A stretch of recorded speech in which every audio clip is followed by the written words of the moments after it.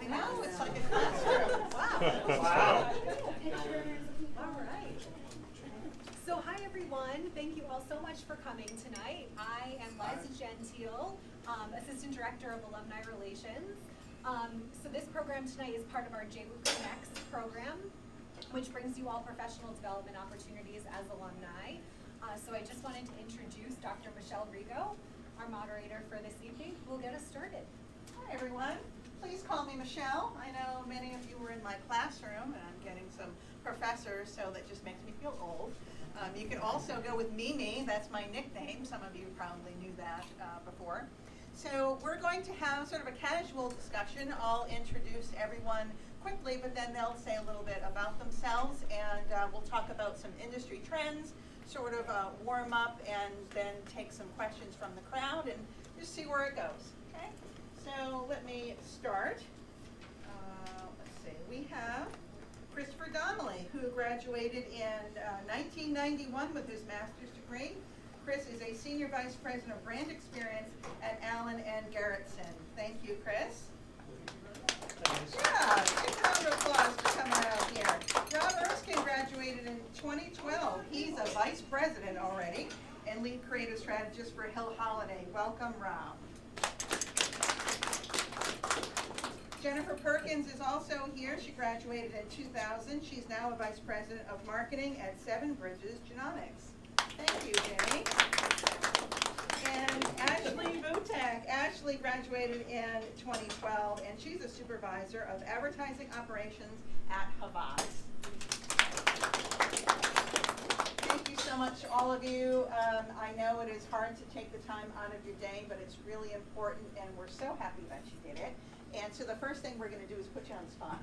I had asked you to think about if you created a 30-second spot for yourself, what would it be? So not so much your title, but what's it like to work where you work? What's a day in the life? What's your typical day's like? You can tell us whatever you want about your life, a little hobby, personal interest, up to you. I'll Jen, get you wanna started. go first? Sure.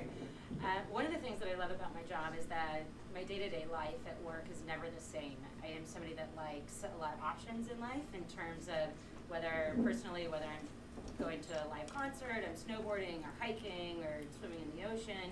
At work, my day is never the same because of overseeing a marketing department. There's elements of media relations, investor relations, event marketing, marketing operations, demand generation, you name it, product strategy. Everything comes in waves, and it just gives me a lot of variety in what I'm doing. Chris, what do you want to tell us? I would just say some of the similarities would be your life as you know it is over, and everything that you plan to do that day is probably never going to happen because you're doing everything else that comes up as a fire drill or whatever. Right. I would say my day is varied. I travel a lot. The type of job I have is a little bit of, for the older people, Monty Hall from Let's Make a Deal, to younger people, MacGyver, troubleshooting and trying to do things with no budgets or 2 matchsticks or whatever it is. So it's always varied. A lot of conceptual thinking, a lot of troubleshooting. It's interesting. That's why I've been at it for a long time. Probably the grandpa on the esteemed panel, but it's fun and it's keeps it interesting. Rob, tell us about your day. Sure. I'm Rob Erskine. I head up creative technology at Hill Holiday for retail and healthcare programs. And that whole term, creative technology, is sort of intentionally ambiguous in that it's sort of a catch-all for problem solvers, people that can sort of do anything. So your MacGyver example is actually really catch-all. Solving problems for clients that don't have a very big budget or they need something done very soon. So my day-to-day, is hopping from one client to another, sort of trying to help them where I can. And it's a lot of fun being in that sort of environment because I never know what I want to do when I walk in. I have a calendar, but everything gets sort of shuffled around by 9 a.m. So it's we fun. all agree. Yeah. Awesome. Ashley, how about your day? My day looks kind of like a jumble of all of them. Never looks the same, and because I'm serving as a client lead, for my team on the Fidelity Investments account, I kind of have to wear a lot of hats at all times, and I put out fires all day. Do you have a green So. line to your office? So Wish I had an office. Oh, all right. Okay. Maybe someday. You're gonna get there. Okay. Nobody has A lot of offices companies at don't our even have business. offices Yeah. anymore. I know. That's Yeah. true, it's an We don't open either. work Yeah. environment. Yeah, we don't either. Even I'm our too CEO loud, I doesn't have an an office. So I'm hearing a theme of change throughout the day and really being dynamic and flexible. Yeah. Another question I had, because we have a lot of young alumni here, how has your career sort of taken a turn? We don't always end up exactly where we planned, and those are usually happy coincidences. Anyone want to share how they ended up in a different place than they thought when they graduated? Anybody want to jump in? Yeah, do the reverse. I actually graduated out of the retail marketing program, and now I'm at an ad agency, so I kind of did a flip.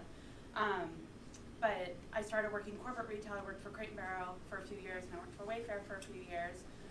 Both was excellent, but I got into the ad agency world through a friend actually that knew me on a personal level and said your personality would actually fit in great in the ad agency space. I think you should apply. So I did a flip, but I started back over too. I went back to entry level after a few years. So definitely not where I thought I was going to end up when I finished, but No regrets? worked out. Yeah. Everything worked out? Yeah. Seems like it's going well for you. Yeah. How about you, Rob? Yeah, so when I was at Johnson Wales, I was in the graphic design and digital media program in school technology, but I worked in the dean's office.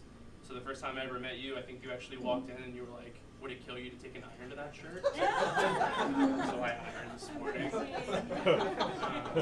You went to the dry cleaner this morning. And I think you were also, weren't you a tutor for the technology in the ad lab? Shooter? A tutor. Someone that helped us. Yeah, with the troubleshooter. grants. That's actually how I got over. Yeah. Right. But and through once that, we you knew know. how talented Rob was, we pulled him over to the Well, advertising. I don't know about talented, but I knew how to use Photoshop, so they got me involved with that. And since then, I've worked in video games. The video game studio I was at folded after a year. In that time, I applied as an intern at Hill Holiday, the place where I currently lead a team, and I did not get it. So I was sort of vengeful and sort of really wanted it, and now I lead that team. Awesome. Cool. Yeah, it's sort of a fun story. So, you know, it takes leaps and turns, but you know, you keep at it, and you know, you make it work. So I went to Johnson Wales in 1977, undergraduate. Oh, yeah. Yeah, there you go. So I'm the old man. But I went because I was going to go to culinary hospitality school. I was going to go to both. So that's what brought me there. That's what brought me there. And, you know, SOC was there. You know, a bunch of really great culinary, you know, kind of legends that were there. I was kind of fast tracking on hospitality, did my first internship at the Marriott on Orm Street in Providence. Anybody know it? I absolutely hated that experience so much. I traded my program to business like the next day or two or whatever. I don't know. It just wasn't going right. I'm like, this is not going to be for me, whatever. But I graduated with marketing and advertising and accounting minor and culinary, you know, so like I had this really mixed bag. So as, you know, some of the people close to me know chefs for 35, 40 years now that I work with on a continuous basis, and have several that are on retainer for business for me for my food marketing accounts. So it was there for a purpose. I guess I just didn't know it and kind of married all of that together. But you won't catch me running a hotel, I guess. When I graduated college, I was pretty gung-ho about working in the music industry. I mentioned that one of my things that I love is live music. However, when I ran away from Providence to move back to San Diego to get out of the snow, biotech was a huge industry, and I needed to get a job. And so I landed a job as a marketing coordinator for a biotech company, and I had worked there. I worked at a couple more companies, and then I decided I wanted to completely veer over and work for the tech side of things. So for a number of years, I worked at these companies that had this really personal sort of a social responsibility that you're working towards, and it creates a lot of passion and meaning for what you're doing. And then you go and work for just a pure play tech company, I lost my sense of belonging in many ways, and I stuck it out. I finished the job that I went to that company to do, and then I went running straight back to the genomics space. And so with that though, even though it was this veer sort of to the right and working for a company where I didn't have that meaningful passion as much every day, I learned so much on the tech side of marketing and modern marketing that I was able to bring back to the genetics space. So sometimes you take these turns and you're not loving it every single day, but at the end of the day, it all works out for you. Well, I can speak to that. I'm a teacher, and I started out in advertising. It was actually, I was a faculty that asked me to come in and be a guest speaker. And then I was an adjunct, and then I was a teacher. So once you find something that gives you some purpose, right, that's where you're going to, and sometimes you get that passion as a student, and other times it develops later. One of the things that we have noticed changing in the industry is the use of analytics in really every space. Does anyone want to talk about, Chris, maybe you want to talk about how that change has happened over the years and the importance of analytics today? Yeah, what's interesting is I've been in marketing and advertising for a long time now, 35 years, give or take, and the majority was on the client side. So with Dunkin' Brands, International and National, with Honeywell, as well as Allied Signal, which, when I worked for Allied Signal, had 96,000 employees, Fortune 30.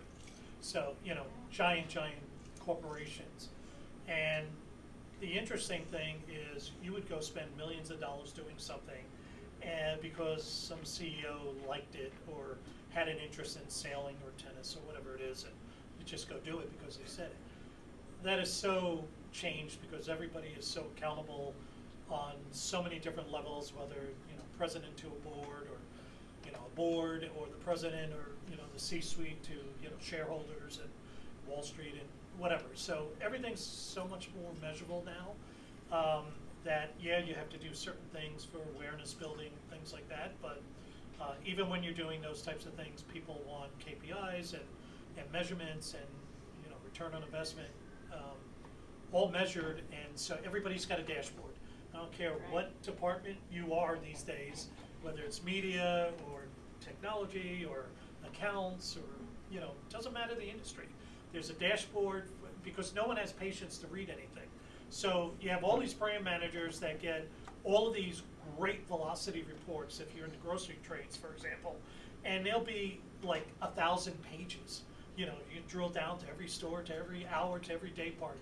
And no one has the patience to read them. There's some accounting, marketing clerk that's doing that, but for the most part, all executives want, in 10 minutes, tell me what the hell it is. And so there's all these very cool dashboards that have a lot of visuals and pie charts and bar charts and all that stuff that say how you're doing. And I think all of us would say that clients want results and they want measurements so they can actually talk intelligently to their respective whomevers. But it's It's changed. great to have all of that data, Yeah. but now the expectations are higher. Yeah, I would say no matter what your business is, industry, or even if you're marketing or different kind of industry capacities, you need the analytics, you need the technology.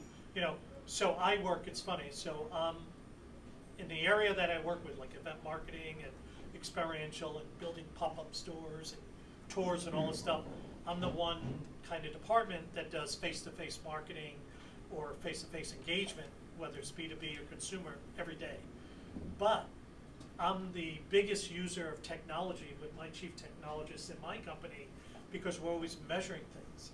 And even if someone's not filling out something on an iPad or whatever, we're measuring kinetic energy, how many footsteps. We're measuring eyeballs on a retail shelf. I mean, all these types of things that then get fed into a dashboard, even if a person didn't say something, but we saw their action. Right. Because that's important to you, Absolutely. And to that point, I would say that one of my first jobs out of college was to spend $3 million a year on print advertising. And the way that my life operates today as a head of marketing is I'm accountable to our organization for 1% of the net new pipeline going in for our sales team because of the data analytics, because we can track everything that he was just talking about in terms of information coming into the systems. We can track the return on investments of campaigns that we're doing. My core objective, one of them, is a certain percentage of new pipeline going in for the sales team, and that never existed before. And many marketing leaders aren't actually comfortable with it these days, and if they're not comfortable with it, it means that they're not leveraging all the data that's at their fingertips, because you can literally track everything. Now, Ashley, we spoke once about how you're right in the epicenter of using that data, and how clients can really make your life difficult with their demands. You want to talk a little bit about that? Yeah, so essentially what my team is responsible for is executing on the digital media plan. So with that comes, there's a lot of pieces to the puzzle, but that has to be implemented correctly and according to the measurement plan long term. So when I'm looking at a media plan and a measurement plan and all of the KPIs, it's essentially putting all the pieces together and making sure that it's going to be trackable from beginning to end. And I will say, my team solely focuses on digital and social, so it's all trackable. But not to say that when we're reviewing a media plan that our clients don't care about being able to measure everything. So we talk about out of home, we talk about print, everything that goes into that. But it can be a lot of pressure. I mean, I've kind of like let that go over the years, but having to understand that there are going to be hiccups in the process, and there are going to be oversights, and having to deal with delivering that news to clients, that happens quite a bit. So even though everything is trackable, it might not be trackable in the right format or executed in the correct manner, or they might not get the result that they were hoping for, that we overpromised them, or so because there's so much data, it can be a blessing, but it also can be a huge curse. The other thing too, which you maybe could talk about, is just the dilemma, because you're heading up digital and social. We are caught a lot of times with the credibility of the research tools that are out there. Yeah. So there are agencies that are deleting Nielsen, for example, because it's not the best. Yeah, and we have just done it also. So we are getting away from Nielsen ratings and all those types of things because it's not credible anymore. Right. Or if we want to talk about social, like influencers, how many people are actually really influencing?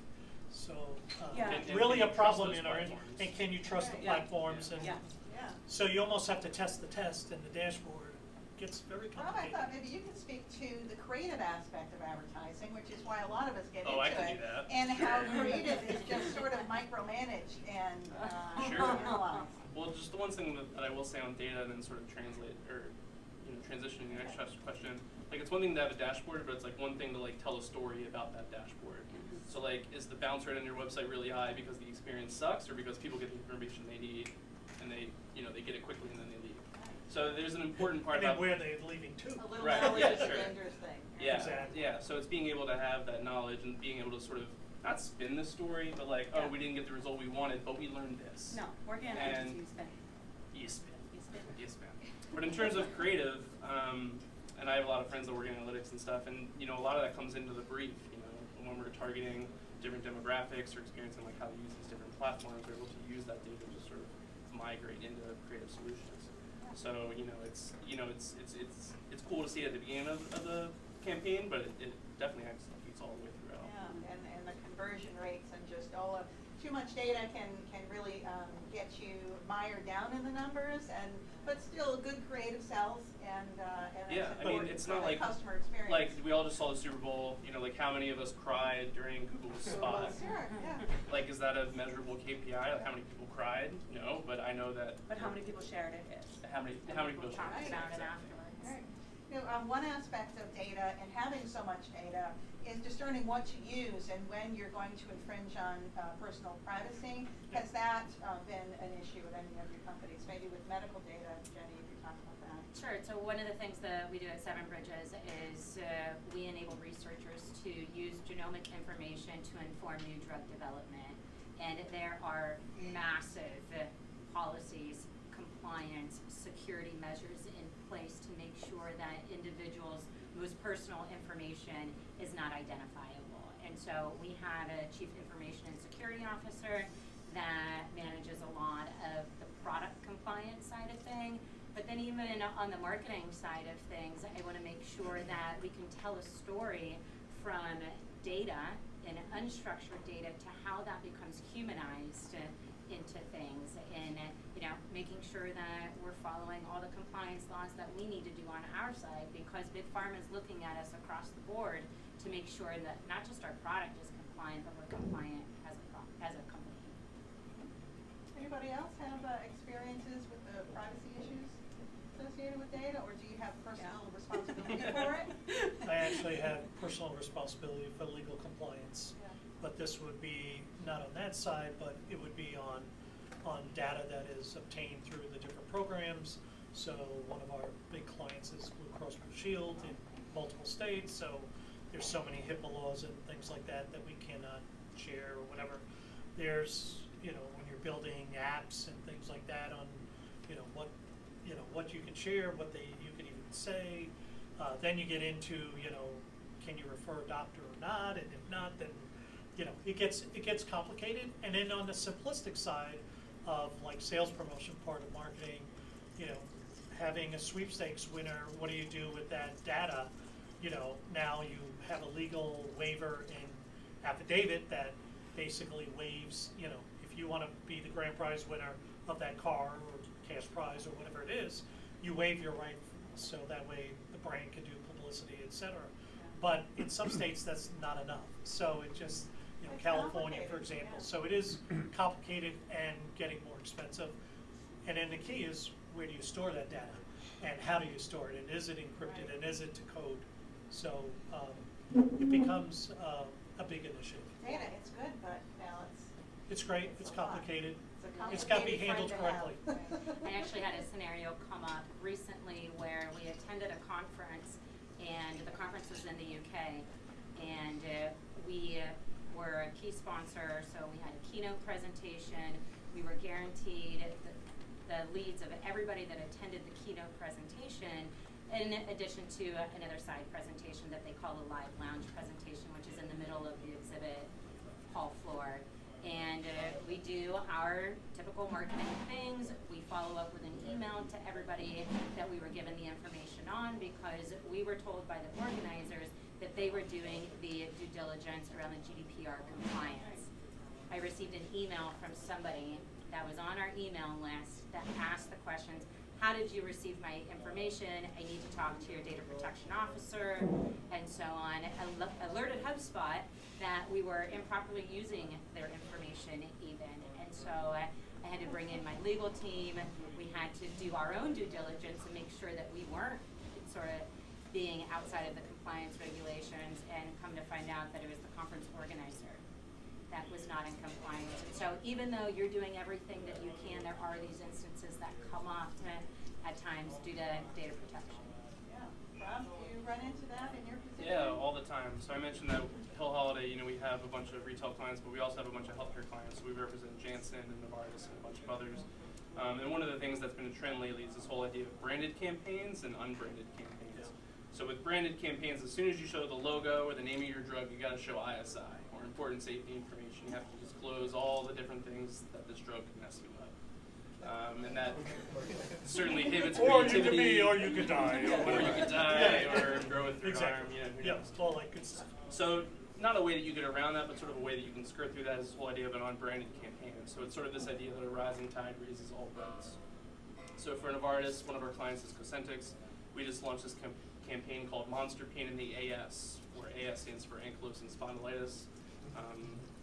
And that's sort of a way that we could show all the creativity and find a doctor without having to disclose all of that legal information and everything. And then the idea is that as soon as you go to a doctor, the doctor's is going to refer you to our drug, or their drug of choice. And if it was a print ad, it would be the print ad creative, and then 7 pages of black and white legal Yeah, disclaimer. or one giant fold out. Or one whatever giant it- fold however out they that's decide to do it. 54 pages. Yeah, well, which is really nice about digital for No, sure. I know. You can do some of that stuff. Exactly.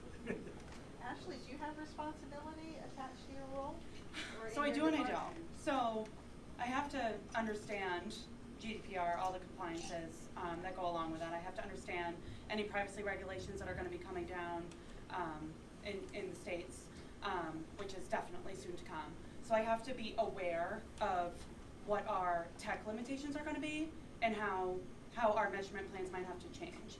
But because I'm not an attorney, it kind of puts me in a sweet spot that our agency isn't able to provide, like, we're literally barred from giving any advice or trying to sway the client a certain way. They have to consult their own legal team and tell us how they would like to proceed. So it kind of puts us in a sweet spot where, you know, I have to be educated and understand when they come to me with a plan on how they're going to proceed, that I have to know exactly how to execute on that. It's good to have a limit to what you, because all of us are expected to become experts, and it's constantly changing. So for some of our new alums, just we have a data specialization now. We make our students take all of this. I wish I could have your story for my predictive analytics class, how important it is. But I still want to have a little time to talk about the people side of things and development, because people are also important. And if you have any programs where you're just developing diverse people and more inclusive environments, programs where you can develop leadership for women and minorities, things like that, I think are finally starting to take hold in corporate America. And if you have any of that experience you could share. I can start. Working in the biotech industry, there is a lack of women in leadership. And one of the things that we're currently doing at Seven Bridges is taking a look at women in leadership. A large portion of our team members are actually in Belgrade, Serbia. And we have an office here in Boston, and we have an office in San Francisco. So how do we bring the women together and promote leadership and teach leadership skills, but also bring us together across different cultures and geographies? And that's something that we're going to be looking at in the next few months. Nice. Anybody else have something at their organization? We actually have a client, CEO Action for Diversity and Inclusion. Okay. It's actually a nonprofit backed and founded by the founder and CEO of PwC. So it's got some nice backing to it. I would encourage anyone looking for a job, whether it's new one or, you know, back to the market, to probably go check out the member signatory companies that have signed a pledge for diversity and inclusion. There's, I think, about 1,000 corporations there that go out of their way for helping people, not because of race or color or sexual persuasion, but if you're blind or if you're deaf, and all of the, I think, 7 or 10, you know, different classifications of diversity and inclusion. So that would be one thing that I would do. We actually have quite a few programs for everything from internships to actual jobs based on different programs. Internships, we like to hear that. Might have a few No, we have, hospitals in yeah, the we have audience a lot. for you. Sure. How about Bill Holiday? Yeah, I'll actually just back up and say like why diversity inclusion is so important to us, because in advertising, and this panel actually isn't even like a good reflection of diversity that we probably have. But it's so important that us as messengers, you know, we're able to speak with the audiences that we're targeting. I actually have a recent example from the whole holiday that I sort of like to use and sort of why I think it's so important. But for Dunkin' Donuts, one of the things that we did for their home coffee that you can buy in grocery stores was this whole idea of your home runs on Dunkin'. America runs on Dunkin'. Your home could run on Dunkin'. So we built a tiny home that where all the electricity was generated from coffee grinds. So you would have coffee, you would convert it into energy. The headline that we got from Ad Age was that Hill Holiday built a house that isn't wheelchair accessible, which is really crappy. Like, and all of us were so nearsighted, and we're building this awesome home, and there's 2 steps going up to it. Should have asked me, because I would have told And you to that's make it saying, ADA. you know, That's my having department. having diverse teams there and included is part of it, and that's, you know, me as a cis white dude, you know, I only know what I know, and having diverse teams is really important to that. So I will just say that's why it's so important to have diverse teams. We've actually built displays for brands that have to have, you know, a lot of sound for, you know, for blind, and braille for blind. So depends on the brand and what they stand for, but that has increased. So.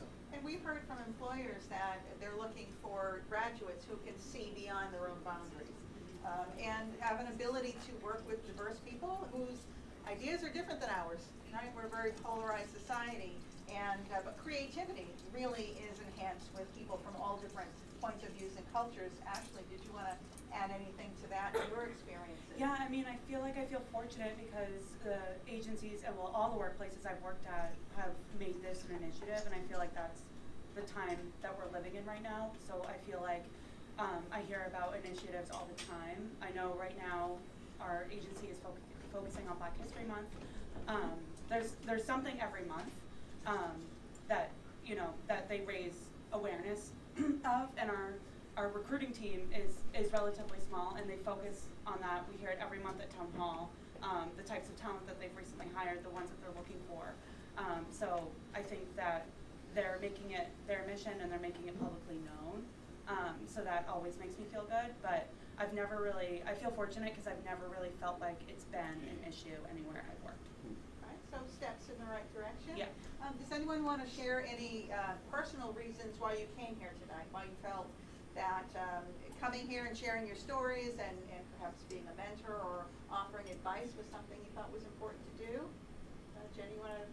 Sure. I was going to let us start down there since I've been okay. struggling along, but I'll go down. I just got called out by the teacher. It's okay. You're self-started. That's the way they asked me, I guess. For me, I'm a first-generation college graduate. Nobody in my family had actually graduated college before me, and the last 20 years I have been heads down focused on my career and achieving a lot of the goals that I had set out for myself. And one of the things that I'm focused on this year is giving back. And how do I help others navigate the complexity of getting started in their career? As a first-generation college student, nobody had worked in an office in my family. And so if I knew then what I know now of being able to network and be able to do internships and working in an office and just being able to go into an office. I never went into an office until my very first job. I didn't even do an internship inside of an office. And so for me, this is the time of being able to help others and give back on things that I've learned along the way. Nice, thank you. Anyone else want to share a personal motivation coming today? So in 1980, when I graduated, I was surprised at graduation. Yeah, I know, right? 1980. You weren't born. I was 2. Oh, you were 2. I had this guy named Mo Gaby that I won during commencement. I won the Gaby President's Trophy that year, so I'm the 1980 recipient. What I didn't understand after the graduation when Mo came up to me, who I knew pretty well, and went to school with John Bowen and all those guys, and he tapped me on the shoulder and he goes, "This is just the beginning. The President's Trophy is your invitation." I'm like, "What are you talking about?" "You'll know." So for me, it was constantly, it was in the beginning being asked to either give opinions or give back. I think it's great to give back at various points, and I've come in and out of the college and university during, the decades of doing that, including, 12 years of the president being alumni president, stuff like that. But if you can give back and hear what's going on and contribute to helping someone network or yourself, you'll never know, because there are graduates of JWU that I do business with now that I never knew, but it was just because of either networking or someone that reached out or someone said, "Oh, you know this person? Let's have a coffee," and then all of a sudden, you're doing business with him or her or whatever. So it's great. It keeps you young, keeps you current. Rob's still young, but what got you? No, it does. Rob? So I'm terrified of public speaking. I didn't take the mandatory public speaking class until my senior year, because I was hoping that they would remove the requirement and I wouldn't have to take it. But there's this piece of advice that I got from this designer. Her name is Tina Roth Eisenberg, and she said, "If an opportunity scares you, you need to take it." So that's how you know it's good.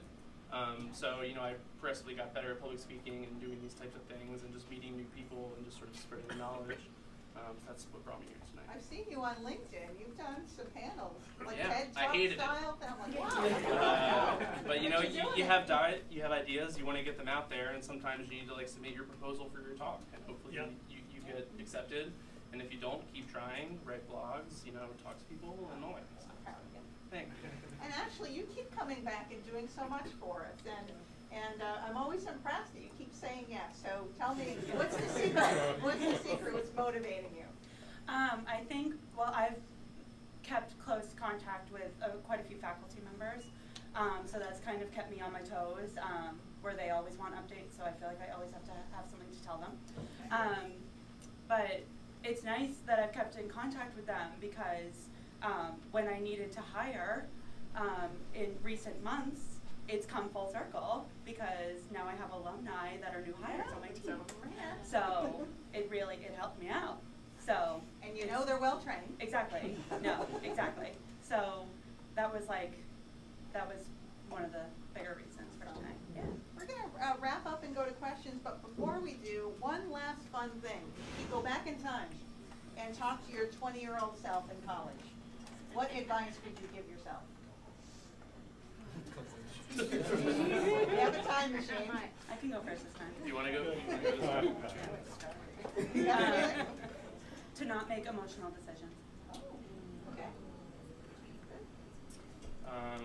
Mine would be to know your worth.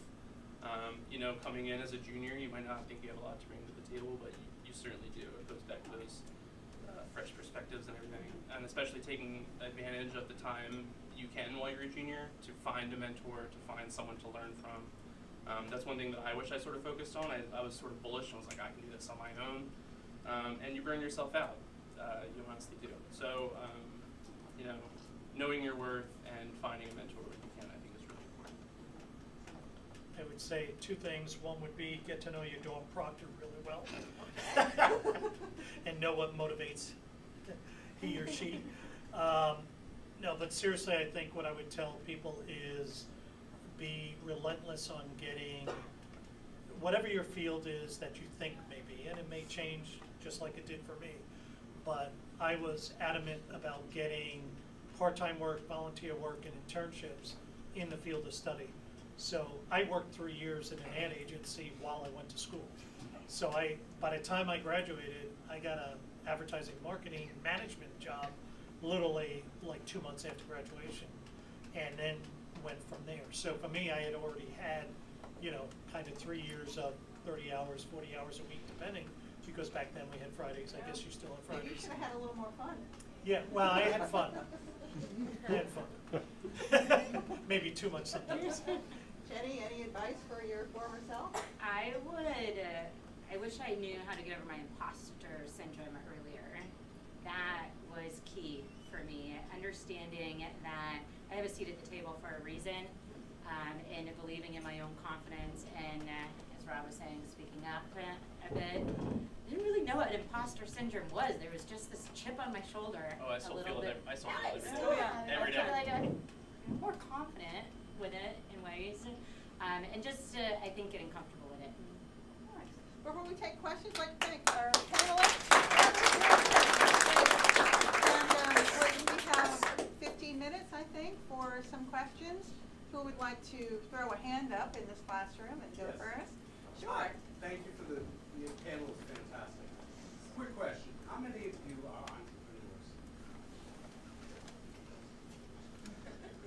Started a nonprofit. Well, I mean, as your full-time job As or your plus? full-time job. Oh, not my full. Okay, the reason why I ask is, first of all, my name is Andrew Liss, graduate class of '87, culinary arts. I had two jobs in my life I wanted. I wanted to be a chef, JWU.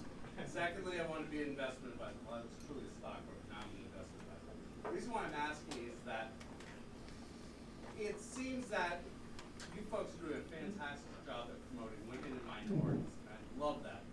I just want to say how proud I am of my firm called Strategies for Wealth, based out of New York City.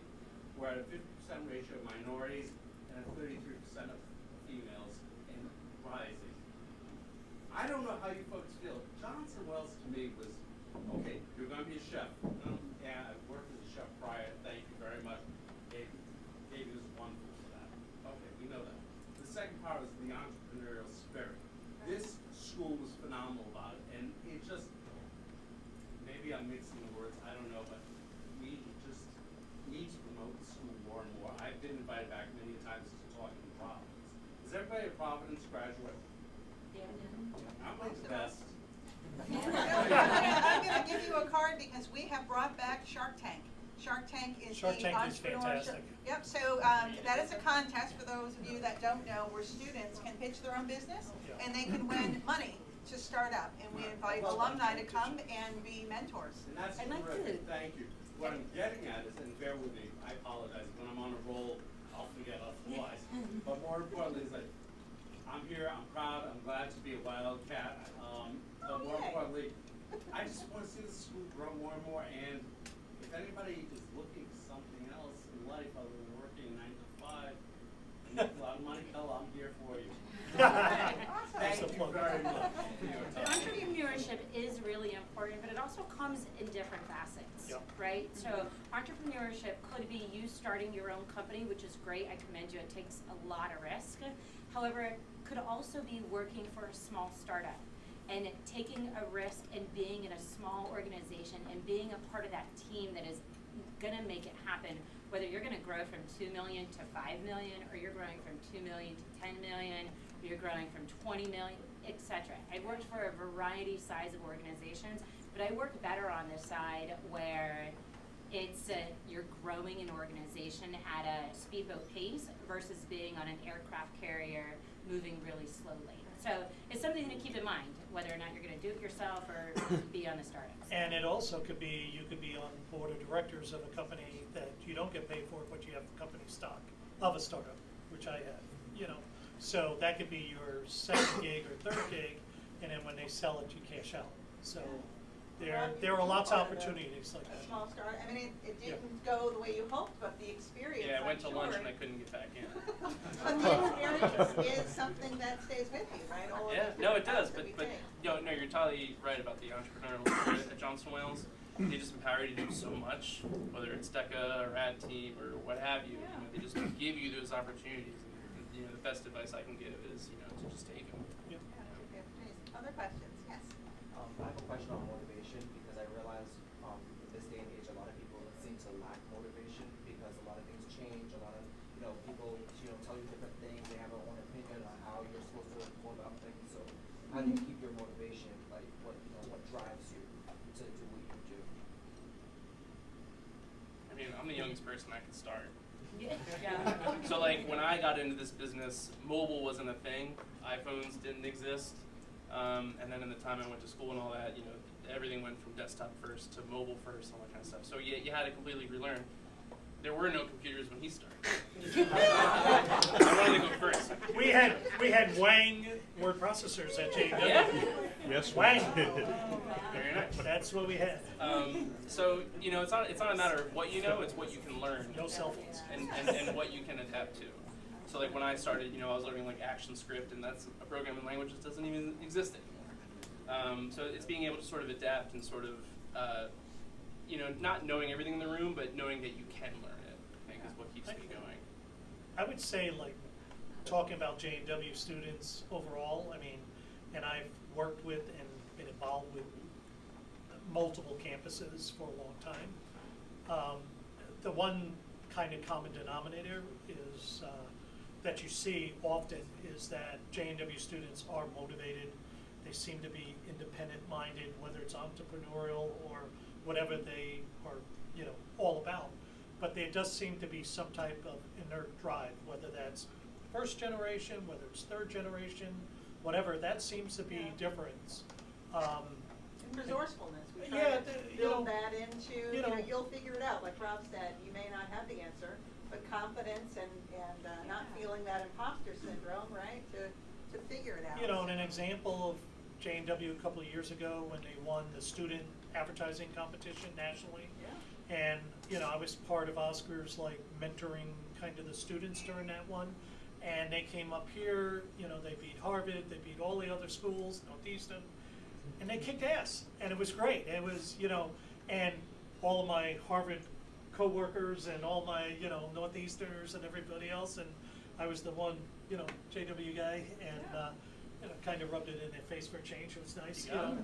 But yeah, you got it. So I think some of it is I think it's some of the makeup of who goes to the school, or what attracts maybe us to the school, initially at least. You know, it's not for everybody, but I think from a motivation standpoint, I think a lot of JW alum and students tend to be self-motivating or have a little bit more of a competitive edge than perhaps their peers of the same age. Sometimes That's we what call it it seems. grit, you know? It's And, grit, it's And, what, you guys know that I'm the DECA advisor at Johnson Wales. Love DECA. But DECA high schools Oh, have yeah. students that are already learning by doing and kind of rolling up your sleeves and getting that confidence. So if you can carry that motivation into the workplace, you know, you just graduated and you're looking for opportunities, so motivate yourself. You're not gonna have a teacher pushing you, but give yourself some homework, do some research on LinkedIn for, you know, where would your dream job be? And And be congrats for humble. coming, because you came tonight, and that's a step,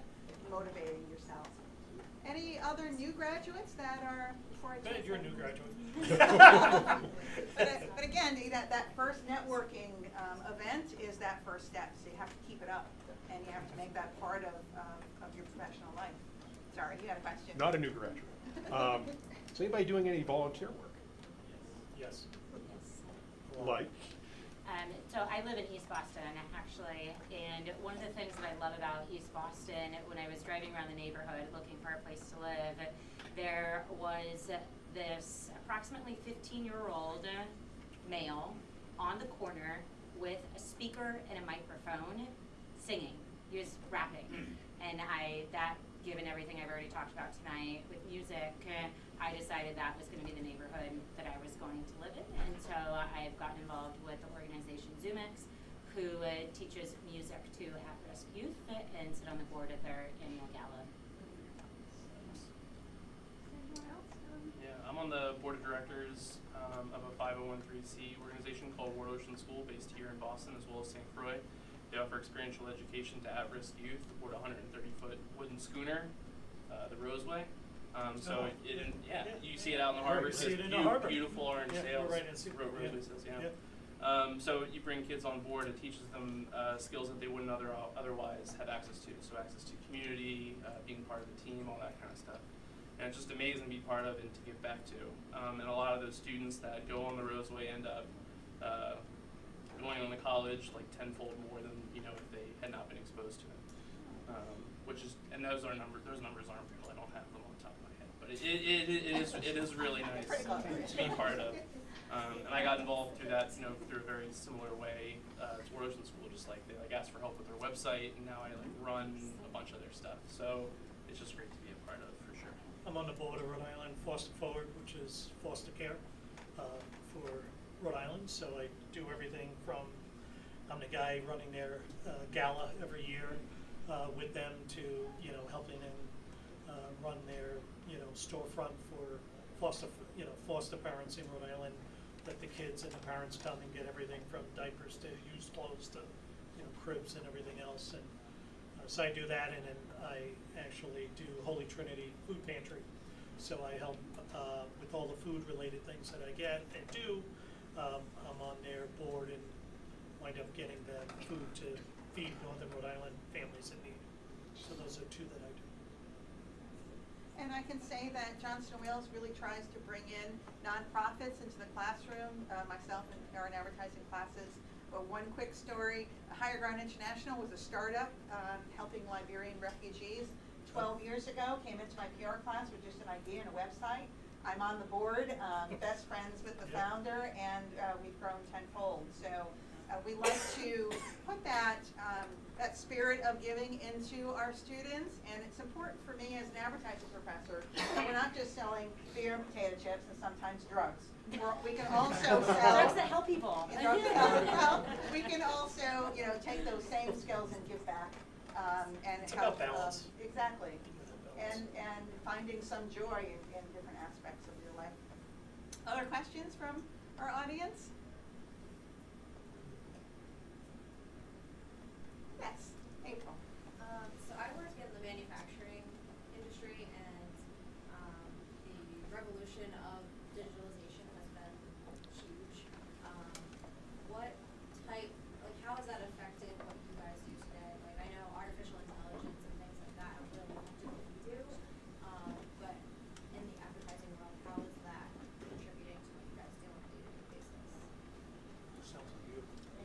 Sure. So there's AI and then there's ML or machine learning, which is 90% of the time that's usually what we're talking about, and that's usually just automating tasks that we would do a lot.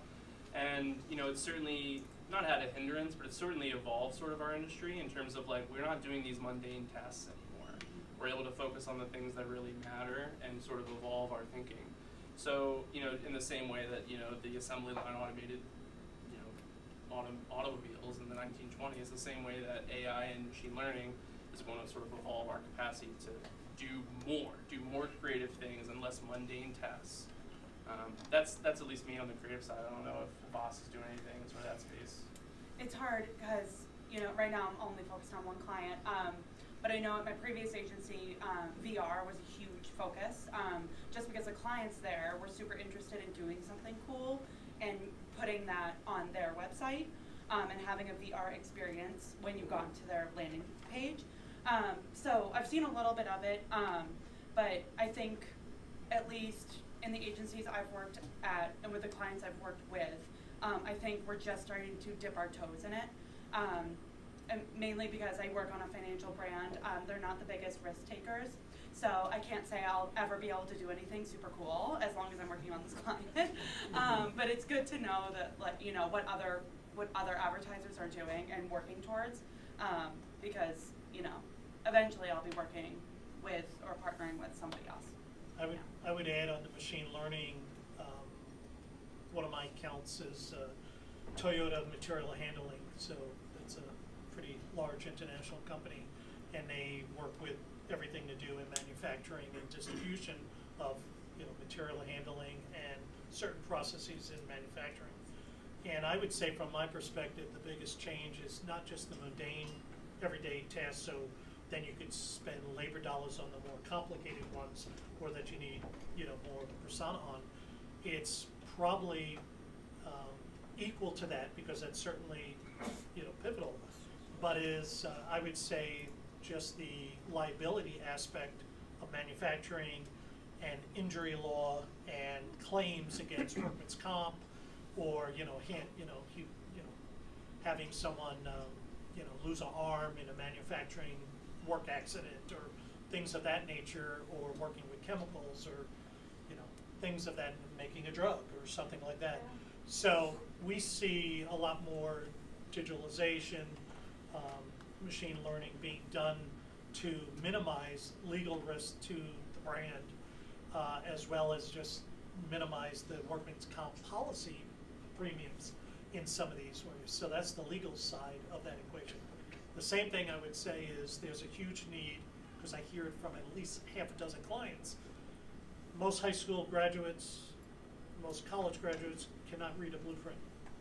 Absolutely, positively do not have the basic math skills and can't read a blueprint. And I'm not talking about just the ones going to trade school. I'm talking about a college educated person that maybe had calc and some other stuff that cannot interpret, the basic advanced math that you need for manufacturing math. Something to take back, but that's a real need, because if you're in employment in a manufacturing, whatever, supervisor role, and you don't have the same skills that you're asking your people to have, you're going to run into trouble. So, big voids right now. Let me just see if there's anybody else that we haven't heard from. All right, the last question. I think we're out of time for questions. So last one. What do you think about future of marketing industry? And how do you think U.S. market industry different from other countries? Like other developed countries like Japan or like Europe, like Germany? And also internally, is your company competitive comparing to your competitors? Like, how competitive do you feel in your field? Like Domestically or international? Domestically and internationally. So I think the future of marketing is always staying ahead of your competition in many ways, but also sticking true to your core of what you guys are focused on. One example is in our industry, a lot of people use icons to represent things. They're using made-up imagery to represent their organization, and we are slowly rolling out an evolved brand for ourselves that takes unstructured data to structured data to the patient that I was saying before, which completely differentiates us from anybody in our industry. But the future for us is patients getting better drugs in their life to help treat their disease. And so the future of marketing is understanding your landscape, but staying true to your core of who you are as an organization and what your core values are also. I want to introduce Lori Zapata. She's our Director of Alumni Relations at Johnson & Wales. She's hosting us tonight. Yay, Lori. Thank you so much for this wonderful panel. Let's give our panelists a round of applause. Thank you. Our wonderful moderator, Professor Rego, thank you so much. Michelle. Wow. I still feel like sometimes I'm in school, for sure. But Jennifer and Chris and Rob and Ashley, thank you so much for sharing your wisdom and knowledge with us here. We really appreciate you taking the time to be with us tonight. We know that life is busy, and so you've set aside the time, and we really greatly appreciate that, so thank you. Thank you to all of you for being here, coming out in what could have been torrential rain, so I'm glad we made it in prior to that. Thank you for all taking the risk tonight to be out in the rainy weather. Appreciate that. But certainly if it's your first time or whether you're regulars that come to all of our alumni events, thank you for supporting what we're doing here. As an alum myself, I am really proud to have heard this wonderful panel, and I'm really invigorated by hearing all the wonderful things that you're doing in your respective parts of your industry, and I hope that you are too, and that you feel the JWU pride tonight by listening to this wonderful panel. And so thank you again, and thank you to all of you. Our students are why we're here, right? Like, we were all in those seats. We all learned the same things. Our programs have developed exponentially since some of us were in school, for sure. I graduated in '95, so a lot of things have changed since then. But I'm really proud to walk in those halls every day and see our students and what they're accomplishing through their learning, and then to come back to events like this and hear about all the wonderful things that our alumni are contributing. There are definitely ways in which you can volunteer, and you can spend time with our students as well as with other alumni, so that way you can maybe have a mentoree relationship, mentee relationship, excuse me. There's a lot of tools and digital tools that we can utilize in order to make that happen, so please, I ask that you see myself or the wonderful Liza Gentile, who helped put this event on tonight. So thank you so much to you as well. And we'll be able to help you or direct you in the right direction. And then there's always opportunities for support. If you were really energized by tonight's presentation, imagine how our students feel when they hear information like this shared with them in their classroom or outside. So we'd really love to get you involved. And so we have a lot of great things coming up. This is not the one and only thing. Certainly we're in Boston tonight, but we travel to other cities as well to produce programming like this. Our biggest one coming up on campus is Reunion, and so I definitely encourage you to come back and participate in that. If you were part of DECA or any national student organization, we have some special programming for you. Or if you were part of a fraternity or sorority, we have some special programming for you. But it is open to all alumni, so talk with us. We'll happily share that information with you. And thanks again for coming. I don't want to stand in the way between you and the bar or you and the food any longer. I think we've all held in there, so thank you. And thanks again for coming out. Enjoy the rest of the evening.